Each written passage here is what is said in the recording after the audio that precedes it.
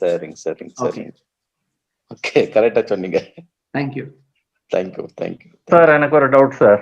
ம் சார் எனக்கு ஒரு டவுட் என்னன்னா, இப்போ ஆரா பாக்குறதுக்கு இமோஷன் ஃப்ரீயா இருக்கணும்னு சொன்னீங்க. ம் அது உள்ள இப்போ வெளி சூழல் ஆரா பாக்குறதுல என்ன மாதிரி சூழல் வந்து டிஸ்டர்ப் பண்ணும்?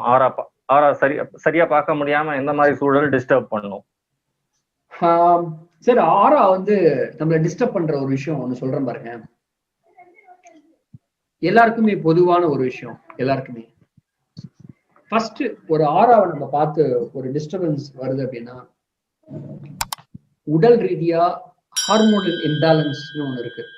என்ன அப்படின்னா, ஒரு ஆண்களுக்கும் சரி பெண்களுக்கும் சரி, நம்ம உடம்புல இயற்கையா வரக்கூடிய இந்த செக்ஷுவல் எனர்ஜின்னு இருக்கு பாத்தீங்களா, இது டிஸ்டர்பன்ஸ் ஆகாம இருக்கணும். இது டிஸ்டர்பன்ஸ் ஆகக்கூடாது. இது டிஸ்டர்பன்ஸ் ஆயிடுச்சுன்னா உங்களுக்கு மத்தவங்கள பார்க்க முடியாது, மத்தவங்கள ஆராவை வந்து பார்க்க முடியாது. நமக்கு அது டிஸ்டர்பன்ஸ் ஆகக்கூடாதுன்ற. ஓகேங்களா? ஃபர்ஸ்ட் முதல் விஷயம்.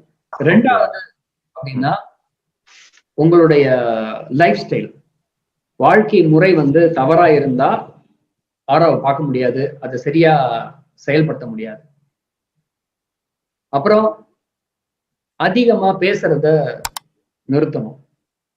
ரொம்ப அதிகமா பேசிட்டு இருக்க கூடாது. அதிகமா பேசிக்கிட்டே இருக்கோம் அப்படின்னா ஆரா நம்மளால ஒருத்தர் பார்க்க முடியாது, தெரியாது.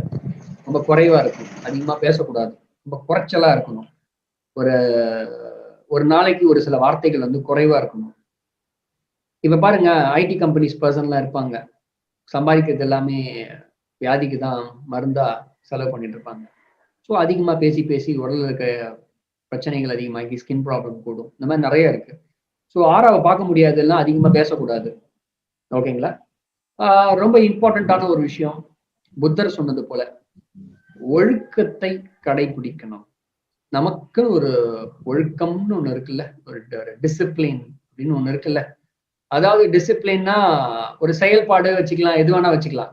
லைஃப்லயும் சரி, நீங்க ஒரு இடத்துலயும் சரி, எந்த இடத்துலயும் ஒரு டிசிப்ளின் உங்களுக்கு நீங்க உருவாக்கி வச்சுக்கணும். மற்றவங்களுக்கு காமிக்கிறதுக்காக இருக்கக்கூடாது, நீங்க வச்சுக்கணும்.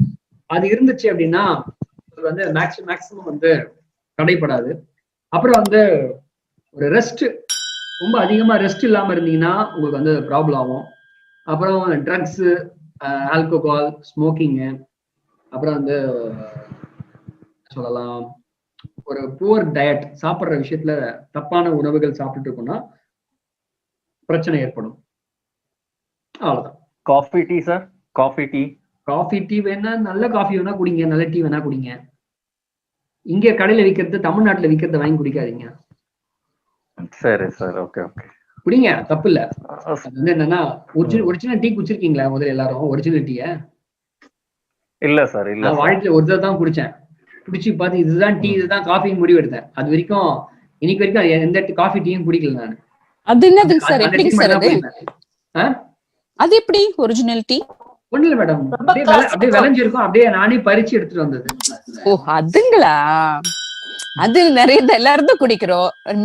நம்ம ஃபேக்டரி போய் வாங்கிட்டு வரோம், ஃபார்முக்கு போய் வாங்கிட்டு வரோம், லீஃப் எல்லாம் ஃபார்முக்குள்ள வளர்ந்து அதை நானே பறிச்சு எடுத்துட்டு வந்தது. சோ அதான் எனக்கு அது ரொம்ப டேஸ்டா இருந்துச்சு.